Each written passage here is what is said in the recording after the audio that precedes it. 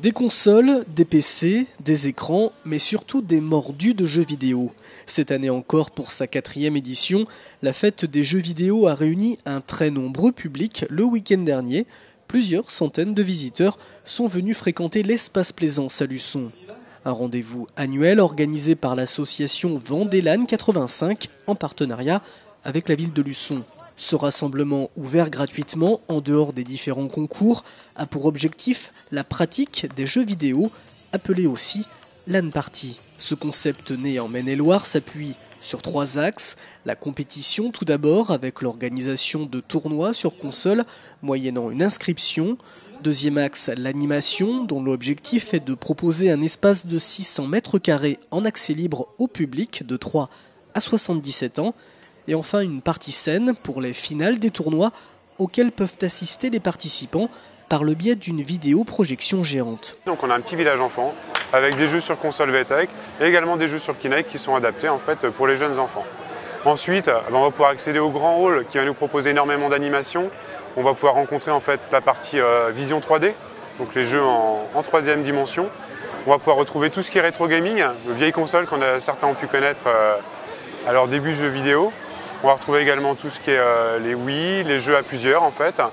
Retrouver aussi tout ce qui est jeux communautaires avec du Rayman, du Skylanders. On va pouvoir retrouver un petit peu des jeux à réalité augmentée où des personnages plastiques vont prendre vie sur la console. On va retrouver aussi des simulations de jeux de conduite, des jeux de danse. Et puis on va retrouver également tous nos espaces tournois en fait, donc compétition. On va retrouver du Call of Duty, du Halo 4, du FIFA, du Naruto et du Tekken. Le jeu vidéo est le bien culturel le plus vendu en France devant la musique et le cinéma. Outre les habitués, il touche aujourd'hui les hommes comme les femmes, les enfants comme les adultes. Le jeu vidéo devient une véritable passerelle entre les générations. Durant 2 jours, c'est souvent en famille que le public est venu dans ce vaste espace de jeux vidéo, du multimédia et de nouvelles technologies. Et le succès de l'événement va grandissant car les compétiteurs au nombre de 74 l'an passé a grimpé à plus de 100 sur le week-end dernier et ils sont toujours aussi satisfaits. Comme Christophe, venu de Poitiers, inscrit au concours FIFA 13 sur Xbox 360. Ça fait 4 ans que je viens, donc toujours la même chose, bonne ambiance, avec des anciennes personnes qu'on voit. FIFA, ça a toujours été ma passion, comme certaines personnes ici qui ont mon âge. Donc franchement, s'il y a un conseil à donner, faut venir nombreux et c'est vraiment génial. La compétition, tout le monde est acharné, tout le monde a envie de gagner. Donc je pense qu'il y a des bons joueurs cette année, je pense que ça va s'arracher bien comme il faut. Pour d'autres, leur participation relève d'une première et là encore, le constat est satisfaisant. Il y a vraiment une belle accueil, les tournois se passent très bien. C'est vraiment très bien organisé, il y a vraiment du choix pour tout le monde. Alors là, on joue sur PS3, sur Modern Warfare 3. Donc là, on est en train de faire un tournoi en 2 contre 2.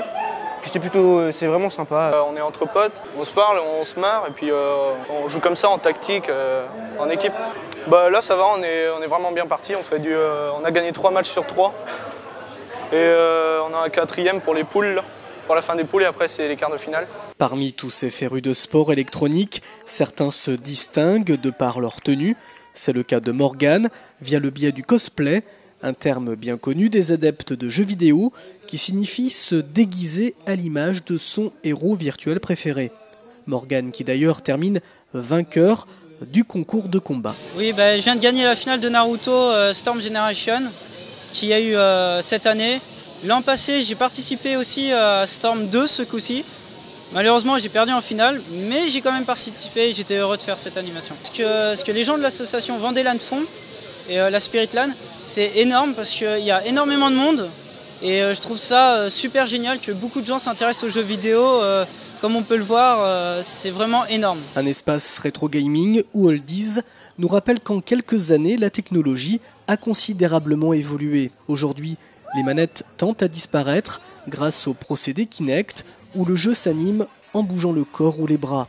Un fantasme désormais réalité qui a le mérite néanmoins d'être un moment de partage en famille ou entre amis.